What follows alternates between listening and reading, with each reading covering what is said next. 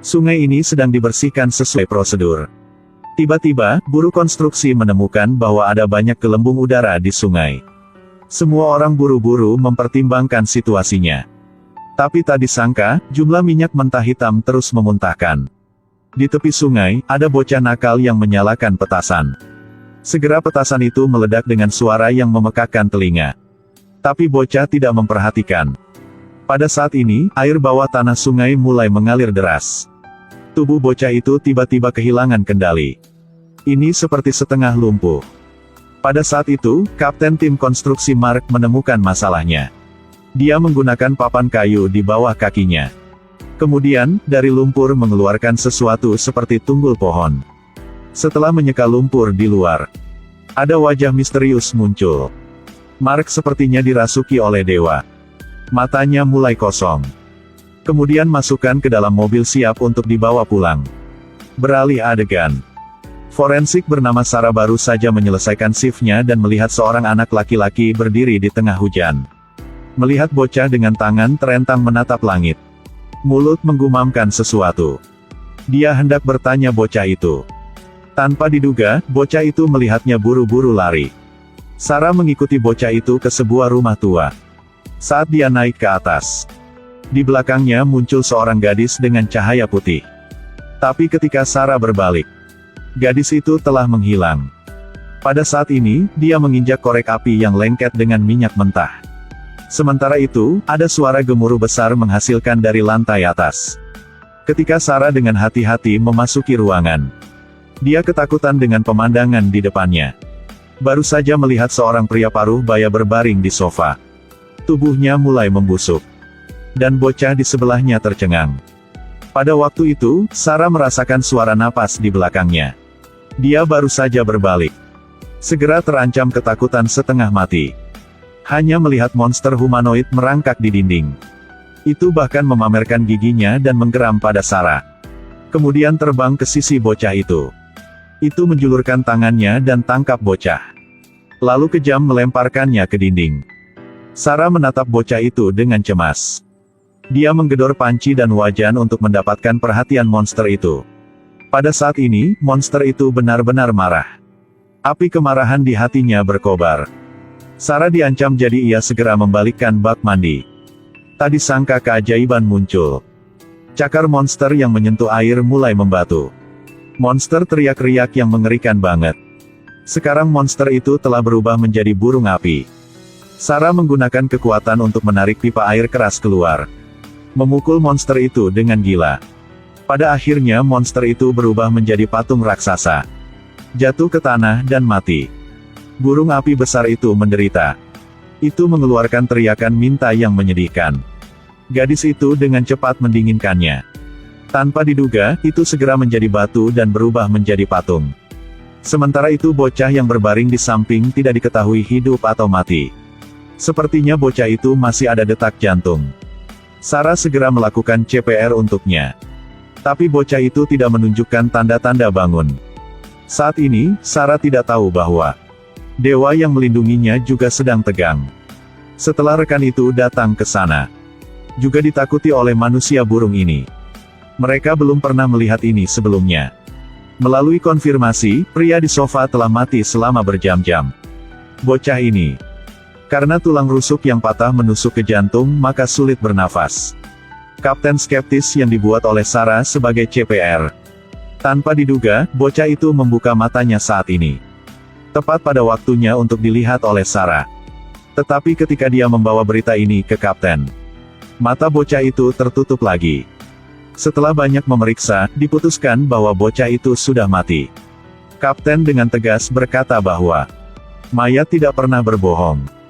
Kemudian mereka diam-diam membawa manusia burung itu meninggalkan. Serahkan bocah ke BFI untuk ditangani. Di sini lain, Mark memegang patung ajaib dan membawanya pulang. Kemudian beribadah. Ia berlutut dengan hormat di depan patung ajaib. Menunggu instruksi dari patung ajaib. Saat menerima instruksi, Mark membuka patung. Minyak mentah hitam mengalir dari patung. Kemudian mengembun menjadi aliran hitam. Mata Mark juga mulai tajam. Lalu Mark membawa patung itu ke rumah duka. Lalu buka kantong mayat bocah itu. Pada saat ini, bocah itu tiba-tiba hidup kembali seolah-olah tidak ada yang terjadi. Mark dengan hormat memanggil Dewa Air. Dewa Air melihat tangannya. Lalu mengeluarkan auman liar seperti serigala. Lalu dia menggumamkan mantra. Buka kantong mayat. Setelah mantra selesai, Dewa Air dan Mark mulai mencari Sarah untuk membalas dendam. Pada saat ini, Dewa Air tiba-tiba mencium bau Sarah. Mengikuti petunjuk aromanya, mereka akhirnya menemukan Sarah di tempat yang jauh banget. Kemudian Dewa Air mulai mengendalikan pejalan kaki untuk menyerang Sarah. Dia menutup matanya.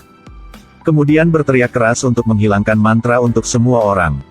Pada saat ini, dia menemukan bahwa bocah itu telah kembali.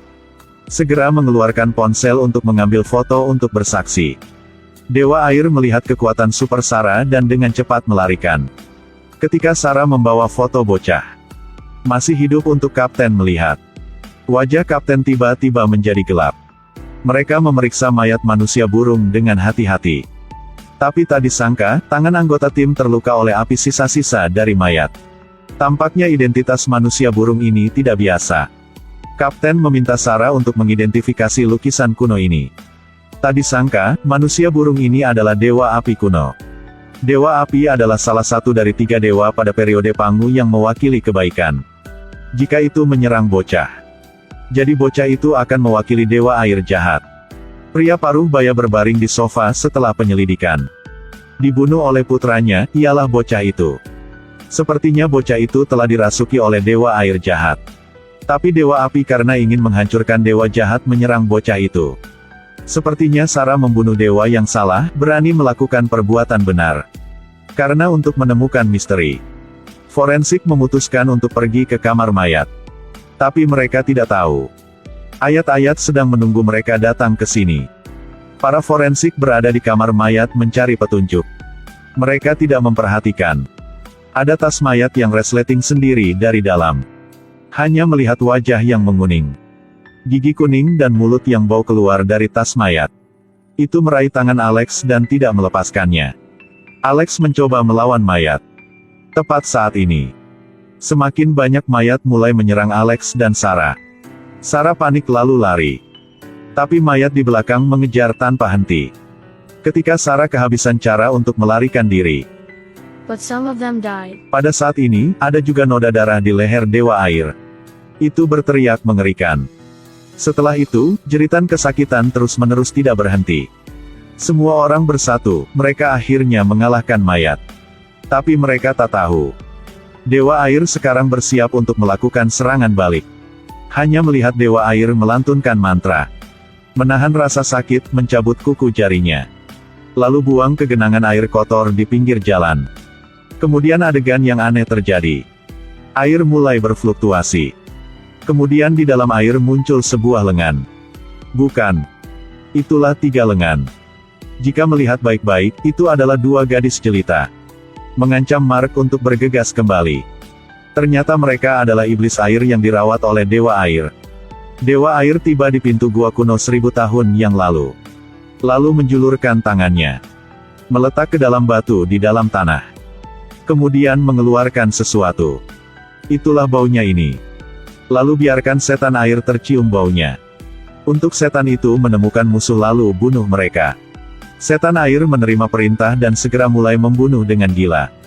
Saat ini Alex melindungi Sarah dengan hati-hati. Tapi tanpa diduga, baru saja menerima jaket Sarah. Langsung menebak bahwa Sarah pergi ke danau. Kemudian perlahan tenggelam ke dalam air. Akhirnya tenggelam dan mati. Sebenarnya Alex memiliki kemampuan untuk memprediksi masa depan. Tapi Sarah tidak percaya padanya. Tapi hal buruk terjadi lagi. Setan air menyamar sebagai pelayan. Mengambil minuman dari bar. Kemudian meludah dahak ribuan tahun ke dalamnya. Lalu letakkan di depan Sarah. Sarah tidak tahu sama sekali jadi dia menyesapnya yang besar. Pada saat ini, seluruh tubuhnya panas dan dia mencari alasan untuk keluar. Alex menghela nafas frustrasi dan menyesapnya juga. Ketika dia keluar untuk mengambil segelas anggur lagi. Setan air merayunya dan berkata dengan Alex 4 kata. Membunuh Sarah. Alex sepertinya mendapatkan minta. Bergegas mengejar Sarah. Saat mata Alex berdarah dan melihat Sarah di toilet, dia mulai dengan panik membunuh Sarah.